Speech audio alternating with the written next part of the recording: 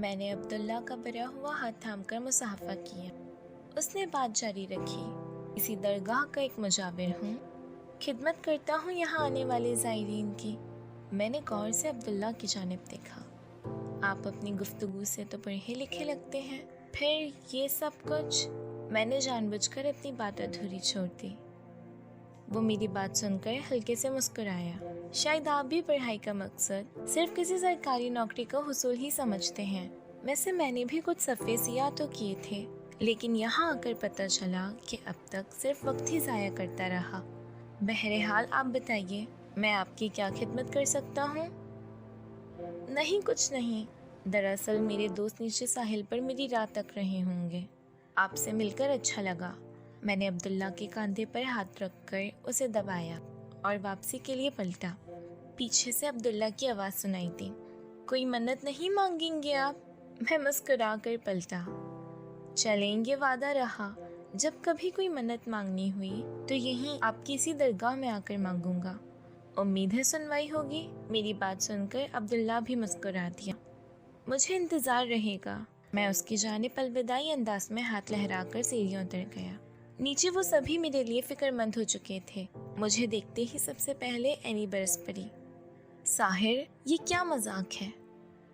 تم جانتے ہو ہم سب یہاں تمہاری وجہ سے کس قدر ہلکان ہو رہے تھے؟ کہاں چلے گئے تھے تم؟ کچھ ہمارا بھی خیال ہے تمہیں؟ وہ روحانسی سی ہو کر چپ ہو گئی۔ میں نے ان سب کے سامنے ہاتھ جوڑے۔ معاف کر دو یار، میرا ارادہ اتنی دیر لگانے کا نہیں تھا، بس پتہ نہیں دیر ہو ہی گئی۔ میں دوسری پہاڑی کی چوٹی پر بنی درگاہ دیکھنے کے لیے چلا گیا تھا۔ میرے منہ سے درگاہ کا نام سنتے ہی وہ سب یوں اچھلے جیسے میں نے ان کے عین سامنے کوئی بم پھوڑ دیا ہو۔ درگاہ؟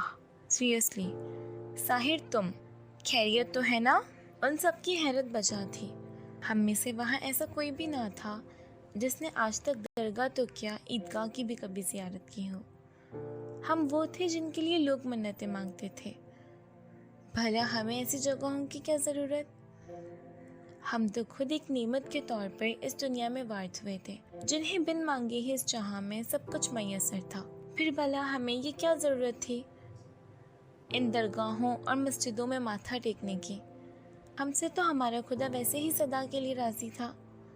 میں نے جرمانے کے طور پر اسی رات سب کو ہالیڈے ان میں ڈنر کی دعوت دی، تب جا کر ان لوگوں کا غصہ ٹھنڈا ہوا۔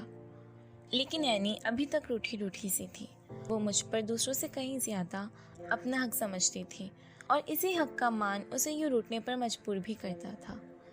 اینی کی یہ خاموشی واپسی پر بھی تمام راستے برقرار رہی، لیکن میں بھی جانتا تھا کہ حسب معمول آدھی رات کو مجھ سے بات کیے بغیر اس سے نیند نہیں آئے گی۔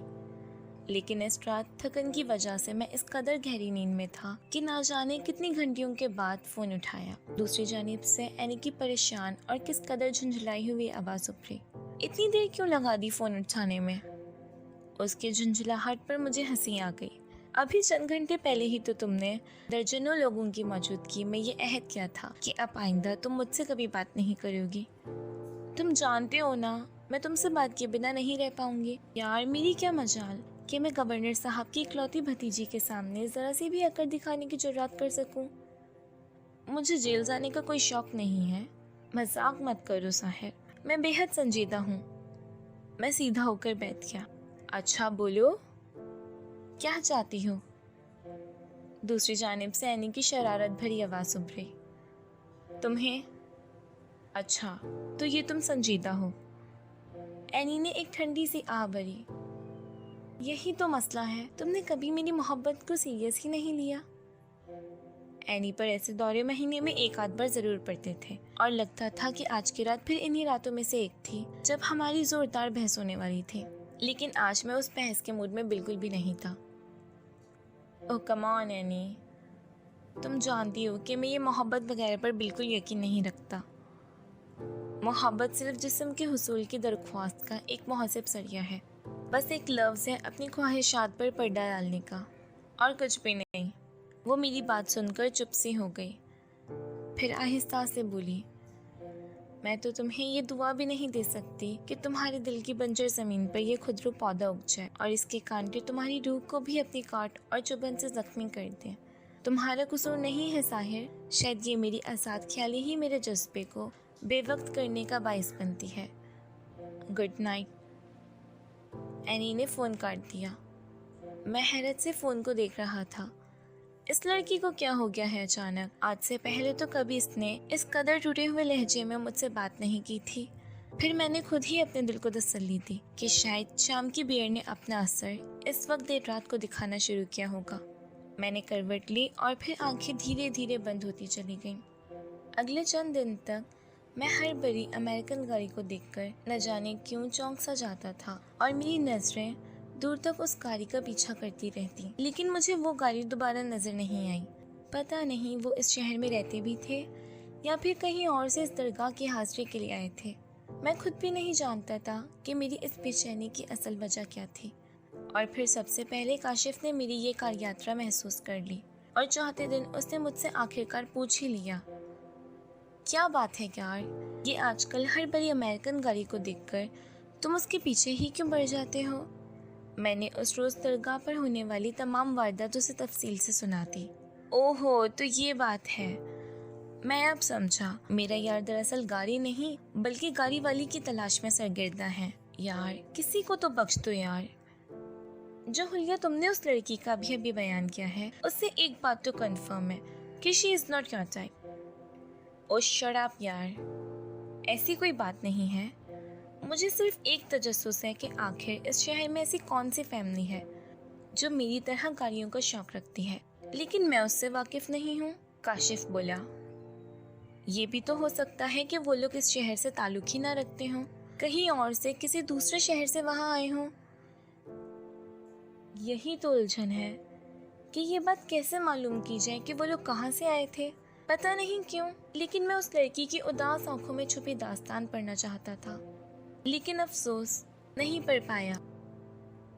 काशिफ कुछ देर तक गौर से मेरी जानिब देखता रहा, फिर एकदम से अचानक खड़ा हो गया। चलो उठो। कहाँ? आओ इस आंखों की कहानी का राज जानने के लिए।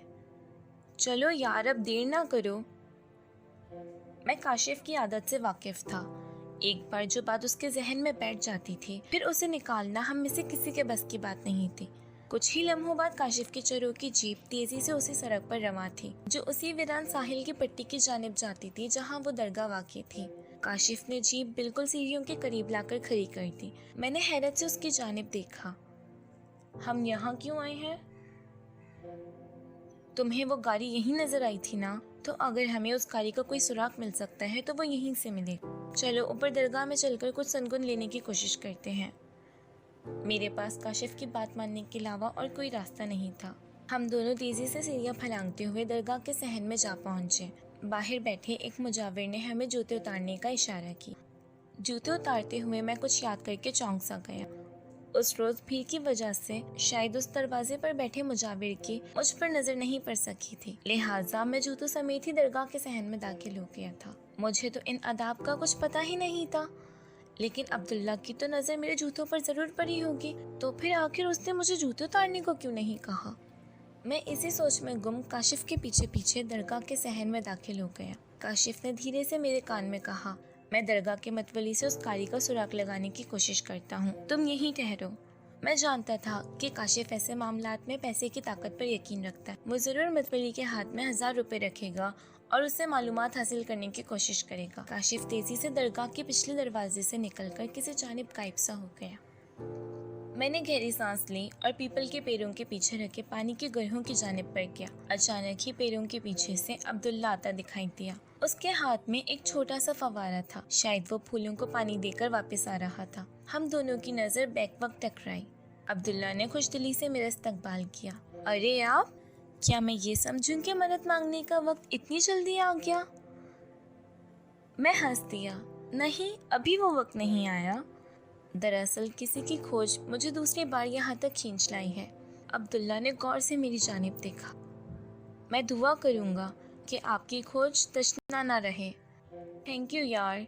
वैसे एक बात कहूँ, अगर बुरा ना लगे, हम दोनों ही तकरीबन हम उम्र हैं और ये आप जनाब के चक्कर में पड़कर हम ख्वामखा ही तकल्लुफ के धागों से बंधे जा रहे हैं। अगर हम दोनों एक दूसरे को तुम कहकर मुखातिब करें तो मैं बहुत इजी महसूस करूँगा। अब्दुल्ला मुस्कुराया। चलो ऐसा ही सही। लफ्ज़ और इल्काब तो सिर्फ इजहार का एक जरिया होते हैं।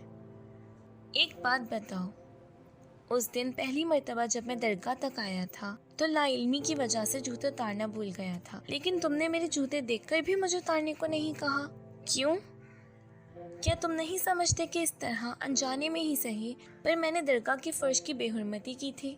फर्श तो फिर से धुल सकता है, सो धो लिया गया था, लेकिन मुझे ये अच्छा नहीं लगा कि तुम्हें तुम्हारी पहली हाजिरी में ही टोक दूं। मुझे हैरत हुई कि ये कैसा मुजाविर है जो अपनी दरगाह के फर्ज से ज़्यादा दिलों के मैले होने को अहम गर्दानता है। मैंने गौर से अब्दुल्ला की जानिब देखा। तुम अपने तौर अतवार से किसी भी तरह इस दरगाह के मुजाविर नहीं लगते। क्या मैं पूछ सकता हूँ कि तुम यहाँ तक कैसे पहुँचे? अब्दुल्ला के चेहरे पर उसकी वही मली से मुस्कुराहट फैल गई। बस यूँ समझ लो कि मुझे भी किसी की खोज यहाँ तक खींच लाई है। तो क्या तुम्हारी खोज अभी तक मुकम्मल नहीं हुई? मेरी खोज तो शायद कभी मुकम्मल ही ना हो। मैं जिस रास्ते का मुसाफिर हूँ, इसकी मंजिल आने से पहले ही जिंदगी की शाम हो जाती है। ये दरगाह भी सिर्फ मेरा एक पड़ाव ही तो है, जाने कब यहाँ से भी कोच कर जाने का परवाना मिल जाए। मैं हैरत से अब्दुल्ला का ये फलसफा सुनता रहा। ये मेरी इस नौजवान से दूसरी मुलाकात थी और दोनों मर्तबा मैंने महसूस किया था कि अब्दुल्ला वो नहीं है जो वो बज़ाहिर नजर आता है। इतने में काशिफ दरगाह के अगबे हिस्से से नमूदार हुआ और उसने वहीं से मुझे बाहर निकलने का इशारा किया। मैंने अब्दुल्ला से रुखसत चाही। ये हमारी दूसरी लेकिन तशना मुलाकात थी। उम्मीद है तीसरी मुलाकात जल्द होगी और हम दोनों तब ठीक तरह से एक दूसरे को जान पाएंगे। अब्दुल्ला ने मुस्कुरा कर मुझसे जवाबी मुसाफा किया। जब जब जो होना है तब तब सो होता है। मैं काशिफ की वजह से जल्दी में था, लिहाजा अब्दुल्ला की इस गहरी बात पर गौर न कर सका। काश मेरा फहम इस वक्त इस कदर वसी होता और अब्दुल्ला की इस पेशगोई को समझ पाता कि आइंदा मेरी जिंदगी में कैसे कैसे तूफान बरपा होने वाले हैं। जब मैं दरगाह से बाहर निकला तब तक काशिफ जीप में सवार हो चुका था। मेरे बैठते ही उसने एक झटके से जीप आगे बढ़ा दी। काम बन गया है, मैंने पूरी मालूमात हासिल कर ली है। मैंने बेचैन होकर काशिफ से वजाहत चाही। रुको मत, बोलते रहो यार। काशिफ ने गाड़ी हाईवे पर डालकर रेस बढ़ा दी। दरअसल पिछली मर्तबा जब हम यहाँ रेस के लिए आए थे तब वो जुमेरात का दिन था, इसीलिए उस दिन यहाँ तुम्हें बहुत ज्यादा भीड़ भी नजर आई। वो गाड़ी भी यहाँ हर जुमेरात को आती है।